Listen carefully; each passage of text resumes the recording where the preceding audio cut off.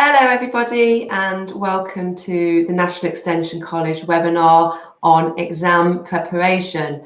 I'm Esther Chesterman, I'm the CEO of the National Extension College and I'm delighted to be joined by our staff tutor, Helen Valls. Hello Helen. Hello, yeah, I'm very pleased to be here as well and ready to answer questions and to talk about exams which are coming up and starting next week. Yes, thank you so much. I've got a very nervous A-level daughter at home as well, so I know exactly what you may all be going through. So GCSEs and A-levels are starting next week. First off, we'll just do a little bit about who we are as a college, for those who are joining us who aren't a student at National Extension College. So we've got a little short video just to show you about the college. What is it like to learn online with NEC? When you learn online with NEC, you're in charge. You can study when, where and how you like, alongside your other commitments. You set your own study timetable. As an educational charity, our main aim is to support you throughout your course. Start by choosing the course you want to study, then enroll online or by phone. Our experienced and friendly course advice team are here to advise you. We offer flexible payment plans to help you spread the cost of your course. Your highly qualified personal tutor will guide and help you progress. We'll send you login details so you can start your course. Our Getting Started section will help you find your way around. Our high-quality learning materials are developed by experts who know what you need to learn and practice to succeed. You can access your course at any time. Share ideas with other students on the discussion forums. Study your course online in a way that suits you, or print resources and study offline. Courses have a clear structure with sections and topics.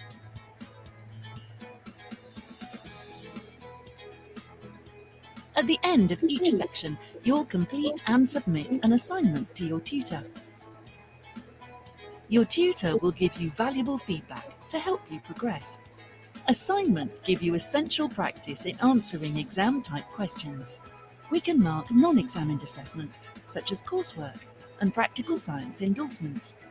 When you've completed the course, you'll have achieved your goal and valuable skills as an independent learner. As your next step, talk to our course advice team if you have any questions. When you're ready, enroll online or by phone. Remember, NEC is here to help you achieve your goals.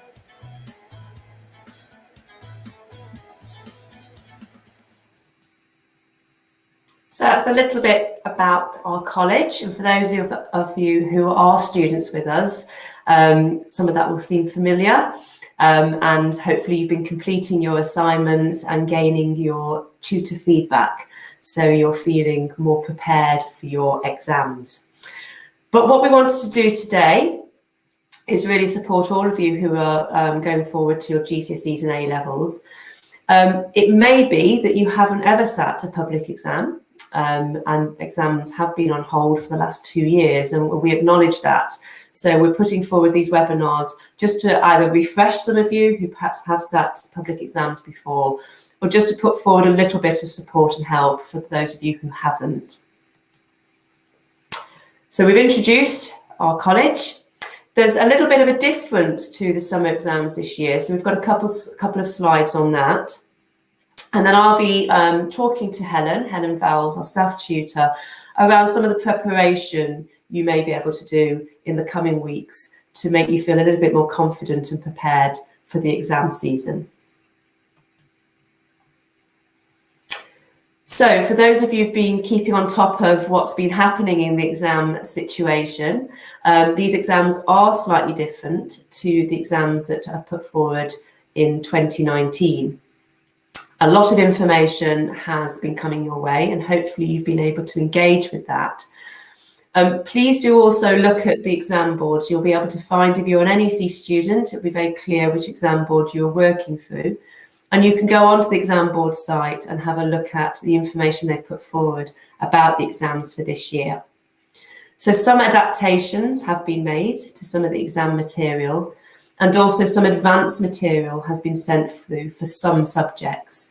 And that will have been sent to you by your school or college, if you're external to the National Extension College, and to the college it had been posted on your course. So you would have been able to see that material and embed that within your preparation and your revision. If you're a student at ours and you're in any way unsure about this, please do contact us at student.support@NEC, and we'll be able to help you and signpost you to the right information. And if you're not a non-NEC student, please do go to your school, college or tutor, just to ensure you've got the right information and you've got as much chance as everybody in enabling you to put forward your knowledge and skills on the day. There's also some information from JCQ, Joint Council of Qualifications. They've put forward a guide around for students on how students can engage with this information. So please do have a look at that as well. It might give you some ideas or tips, and make sure that you've covered off all the information that you need to prepare. What we want to do is make sure everybody has an equal chance of putting forward the best performance they can on the day. And we don't want that to be limited by the fact that you might have just missed an email or missed some information from your school or college. So please do double check that you have everything that you need and that you've had a good idea of what that advanced information and the adaptations that will be in place for your exam. Just to say, if you have any questions that you feel might be useful for everybody on this webinar to hear, please do pop those in the chat and we'll do a Q&A session at the end. If they're very technical, we might have to go away and come back with an answer, but hopefully we'll be able to answer them as much as possible today.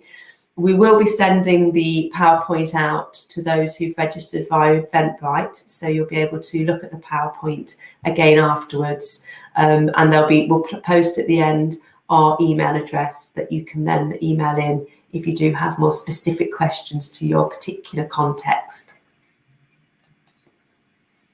So I'm now going to hold quite an open discussion with Helen Valls, with vast experience of teaching, examining and supporting teachers in supporting students to get the best out of them in the preparation for the exams. But we have got slides to run through as well, so you'll be able to look at the screen and pick up some points from what Helen is talking about. So Helen, first question. So students hopefully have been working through hard over the last few months, perhaps up to 2 years. How do they make the most out of that prior study, the knowledge that they've been gaining over the last few years for this particular topic or subject? Yeah, thank you, Esther. That really is the key question, isn't it? How do you show what you know and put it down on an exam paper? And really, the key takeaway is to answer the question set. Read the question carefully and make sure that you answer that question. And that might just seem so obvious, but why am I stressing that? It's because as an examiner, I've read excellent answers over the years, but sometimes excellent answers that aren't answering the question. We'll take a sort of extreme example. If the question asks you about something in the 19th century and you write about the 1900s, then you can't be awarded marks because you've made a silly mistake. In the pressure of the exam, you've made a mistake and you haven't answered the question. So be very careful, read the question very carefully, read it more than once, perhaps take in a highlighter as we've done here on the slides. What are the key questions? What are the key words on these slides? How significant are the actions? You're not being asked to describe the actions, you're saying what's their significance. The second question, how does Russell present the importance of money? How does he do it? Not how often, how frequently does he do it? How does he do it? And what's the importance of money in this play? To explain why preventing the release of ADH can be harmful to humans. It's a very specific question, and this one is asking you to explain. And explain is one of the key words here. Later on, it might be to what extent are reforms successful, for instance, or explain the significance of. So I would expect to see significance. I would expect to see successful in the essay, not just in the final concluding paragraph of the essay. put these words such as harmful, significant, important throughout your essay, because you're making an argument. Use these keywords throughout your essay and read the question carefully. I think that's the key message. Very good, thank you. Yes, such a shame, and I've marked where students have obviously got a lot of knowledge, a wealth of knowledge in a subject, but they just haven't answered the question, and it's very disheartening for an examiner when they come across a paper like that, because you can see what the potential has been for that student. So we're where we are with the exams, very close. So what sort of revision methods would you advise at this point in time, Helen? Well, I think by the time, it may be you're sitting the exam next week, and by the time you get into that exam hall, the work should have been done. So you should really be looking forward to sitting the exam and looking forward to showing what you know so well and that you can answer the question. So go in with a positive manner. Yeah. So firstly, a few details. Find out when the exam is, the time and the day. That gives you your goal. And then you can work backwards from that. How many weeks are there until the actual exam? If you have 3 weeks, then you know you must fit your revision into those 3 weeks. Draw up a weekly timetable, draw up a daily timetable. Think about what you spend your time doing. Allocate time to the different topics. Be sensible about your strengths and the areas you know you must revise before the exam. Perhaps some of these areas you find more difficult, you need to work on them, or perhaps these areas are worth more marks in the exam, so you ought to spend correspondingly more time on those areas. Yeah, good, thank you. And it's important to note here for students that the exam boards have, as much as possible, put in 10 days between a paper 1 and paper 2. And that's to allow for obviously any COVID issues from an illness perspective for the student. And it's good to really note that on your schedule. I'm sure you'd agree, Helen, so that you've got that period of time clearly sort of plotted in. Yeah. The key is to make a routine.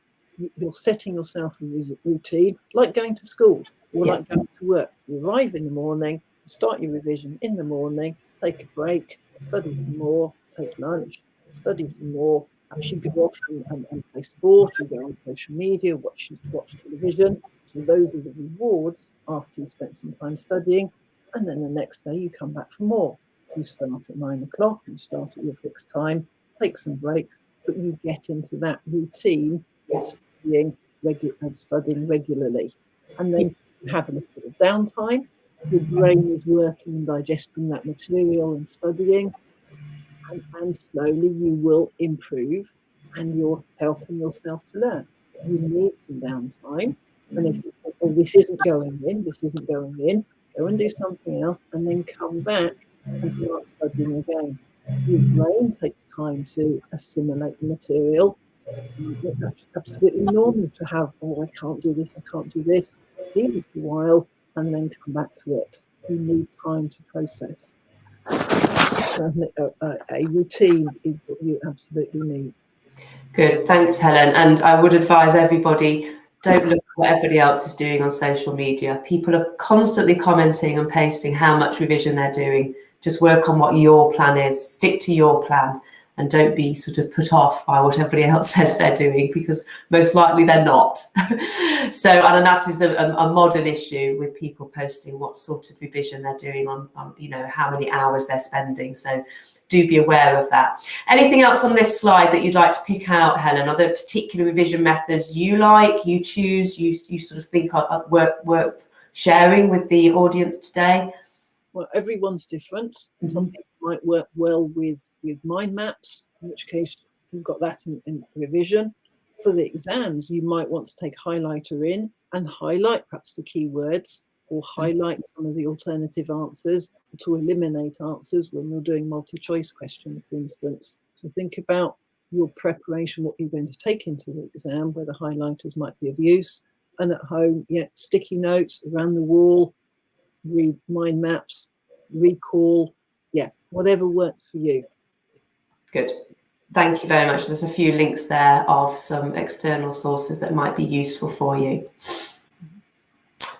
So you've picked up on this already, and obviously it's an important aspect around that. Those 3 points you've put: routine, repeat. Anything else you want to draw out from this? Well, look at the picture we've chosen. It's there. It's a desk. Someone's sitting at their desk doing some revision. So find a space to work. It's part of building a routine. Have a desk. Have your materials in front of you. You'll have a desk and materials in front of you when you're sitting the exam. Get used to that sort of formality of being there and writing and working. Good. And one of the aspects I spoke to my students and my daughter about is doing a little bit of handwriting alongside some typing. Is that something you advise as well? Because obviously the exam is handwritten. Yeah, if you've got a 2-hour exam in front of you and you're writing by hand after 2 hours, people say, yeah, my hand aches a little bit. Give yourself that time. You have that practice in the exam. But the key if you're handwriting is make sure it's legible. Yeah. If it's an examiner reading it, if they can't see you, if they have to blow up the image on the screen to be able to mark it, it's not good. It's not clear. Make it clear. Make it legible. Good. Thank you very much. I'm sure you've seen lots of different exam scripts in your time. So this preparation element, I've hopefully as a student made lots of notes. Is that just what I need to do? Just reread my notes? Is that enough? No, just rereading your notes isn't enough. The idea is to make the reading active. So if you're reading it and read through 2 or 3 times, that's what we call passive reading. You want to make your reading active, and this is called engaging the recall. What we mean, read it once, cover it up, speak what you've just remembered, what you've just read. And you don't have to do this on your own. You might ask a friend, a parent, a study buddy, test me, ask me what I've just read. And if you haven't got anyone to say these words to, record yourself on the phone. Yes. Don't just read something, read it, close it, look away, and talk through what you've just read. What's the importance of what you've just read? What are the facts? What are the details? What are the factors? What is it you've just read? You need to be able to explain it. You need it. You need that recall, and you need that active reading. Good. Okay, so not passive, active. Got it. Thank you very much.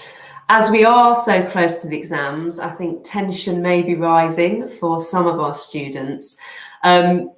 Any tips on this? Because obviously it can affect your performance a little bit if your nerves overtake you. Any ways that students can try and deal with that?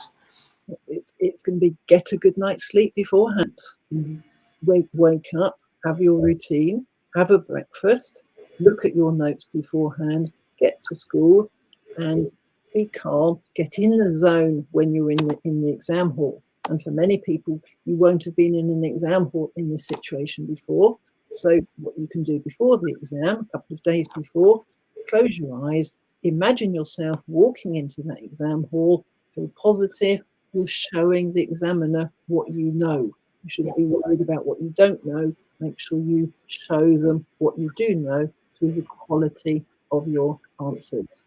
In the moment, think about it in advance, and then concentrate on yourself, not about anyone else, when you're in that exam hall. Yeah, good. I think that last statement is really important. I know when I've been teaching students, they're concerned about making a noise for the other students, coughing, or those sorts of things. And that then becomes something they focus on rather than the actual exam itself. And it is, as you say, just focus on yourself in that exam room. Very good advice, thank you. So we're there, excuse me, coughing. We've prepared, we've visualised ourselves in the exam room, and now the day has come. So we've sat down with the paper in front of us, and that can be quite a nerve-wracking moment. You turn the paper over. What's the first step that you'd advise to just get yourself into that exam sort of phase? Now, most papers, the very first question tends to be an easier question to help relieve the stress. Read the question, read it again, keep calm, and look at the keywords in the command words on the question, highlight them, and work carefully and sensibly. Good, thank you very much. So just what I've got on this slide. It's focused on that question. Read the question, highlight something, draw a line around it. But remember, that's the question that the examiner has chosen to set that year, not what you want. But they've chosen the question. You answer the question in front of you. If it says explain, you explain. If it says describe, you describe. If it says contrast, you contrast. Think carefully about these command words that you'll see in papers: explain, describe, analyse, evaluate, and so forth. Good. Good advice. Answer the question they've set, not the one you would like them to have set. So, okay, so drilling down into the paper a little bit, we've got an example of a paper here. Were there some parts here that you wanted to draw attention to? Yeah, just look at these first words on each of those questions. Calculate, explain, suggest. That's what you're being asked to do. Make sure that is what you do.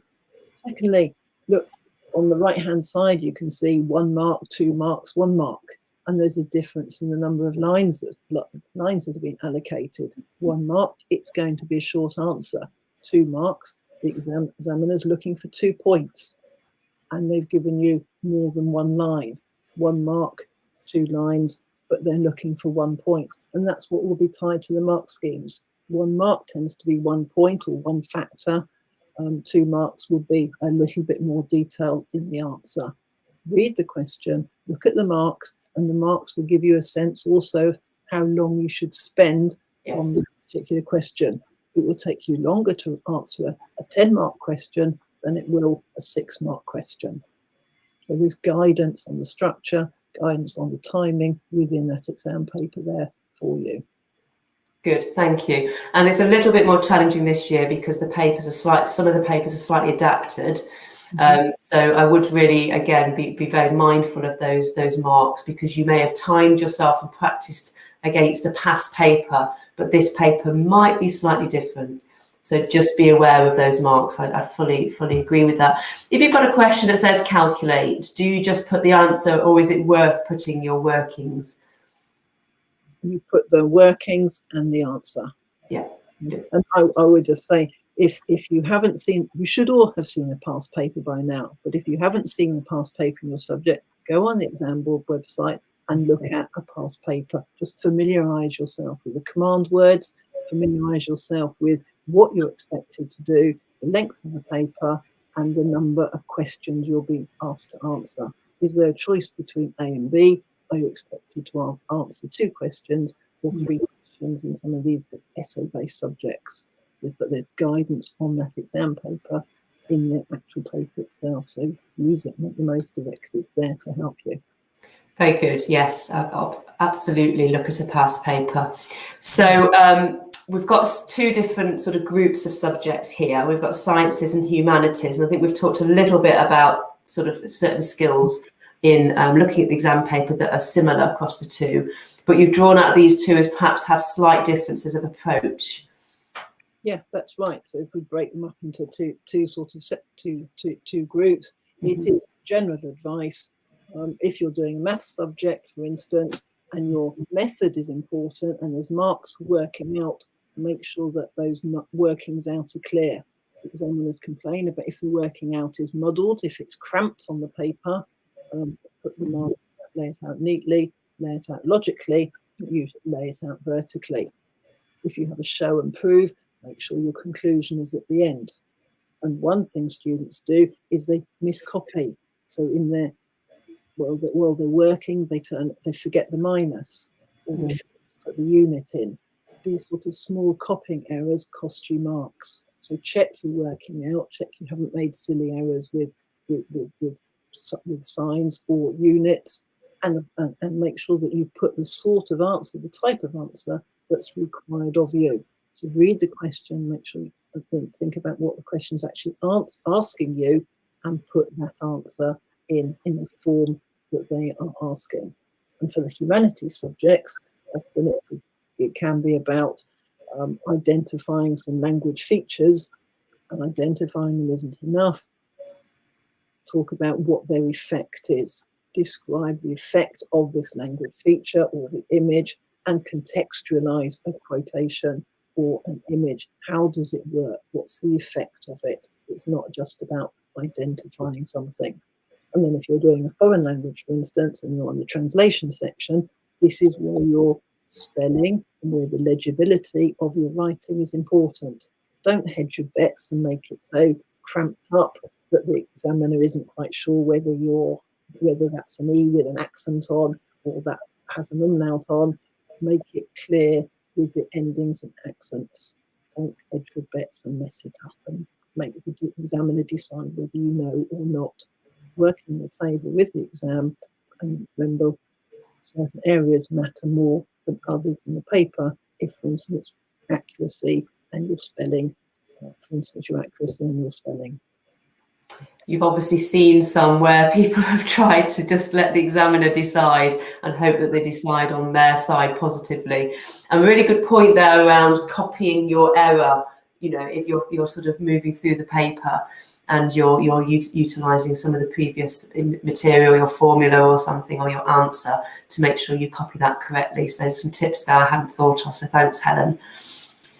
So hopefully that's given you, I said a couple of bits there that I hadn't really thought of before. So hopefully that's given our students and students who've joined us some ideas around areas that they may be aware of, but just remind them a little bit.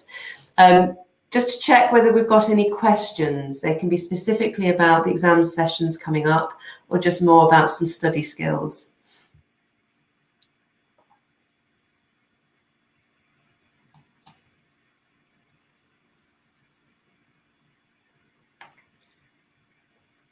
No? And I'll just ask you a couple of questions if that's okay.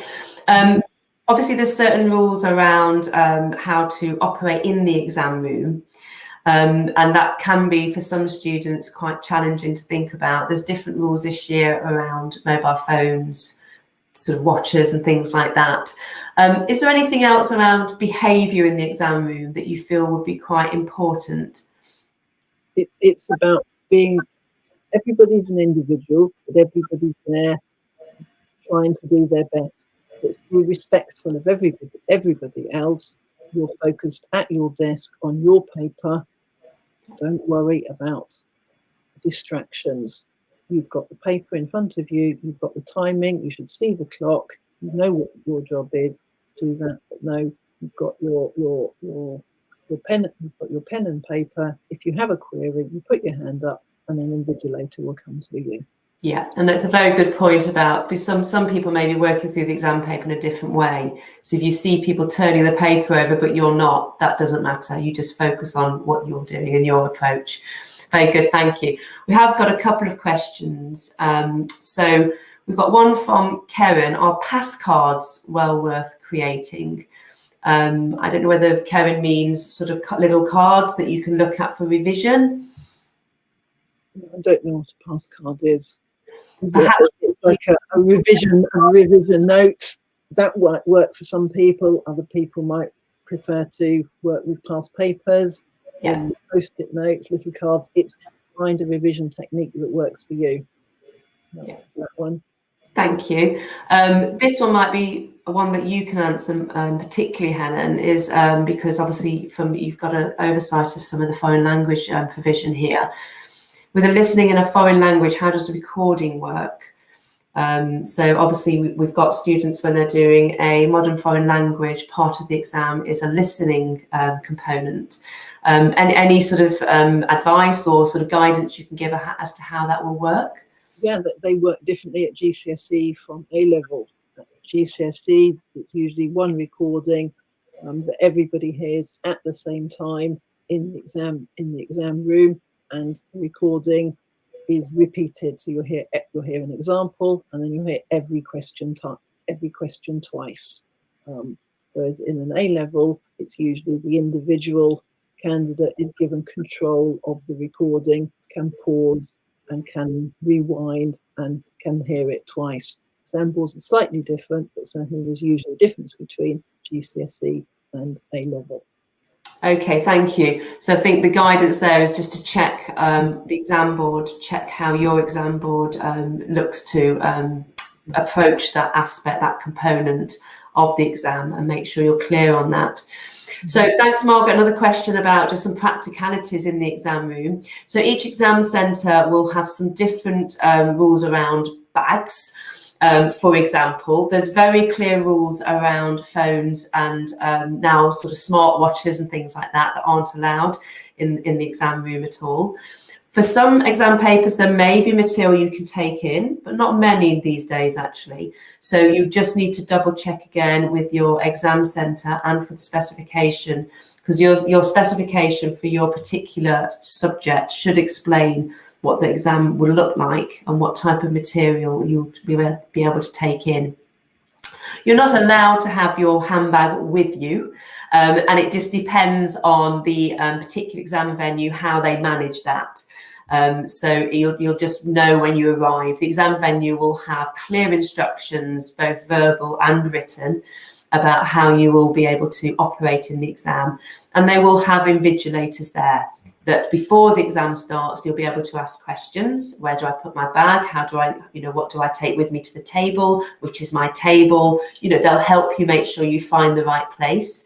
And then once you've sat at the table, you just need to raise your hand at any part throughout the exam period, and the invigilator will come over to you and, as much as they can, help you. They won't be able to help you answer the question, but they can help you if you need more paper, if you're not sure how much time you've got left or whatever. So they'll be able to help you with that sort of advice. So and as Helen said previously, if you haven't been to your exam centre before, it's really worth doing a test run, just to make sure you can travel there, the amount of time it's going to take you, in a similar time to the one that you will be sitting the exam and the paper. And also just to get a feel for what it's like. It just helps familiarise yourself, so it's not something new on the day. You've got an understanding of where it is, what type of building it is, what's the access like, particularly if you have additional needs, and to make sure that you can get into the exam room on the day. Okay, any other questions at all? I don't see any more coming in at the moment. Hopefully that's been of use to everybody. I'd just like to really wish you all the best of luck. As I said before, if you're a National Extension College student and you have any specific questions, please do email in to us and we'll be able to support you as much as possible. If you are an external student, do make sure you've had all the information and requirements you need from the college that you are sitting with. And if you're sitting at an exam venue, as I said, please do make sure you've got that information really clear as well. And those are the little bits that you can easily affect. They're the things that you can make sure are happening. I'm sure you've all studied very hard and you've had the material, the understanding that you need. And the best of luck for your exams. That's right, best of luck. Study hard, work hard, and show what you know by reading the question carefully and answering the question carefully in the exam. So best of luck as well. Perfect. Thank you, everybody.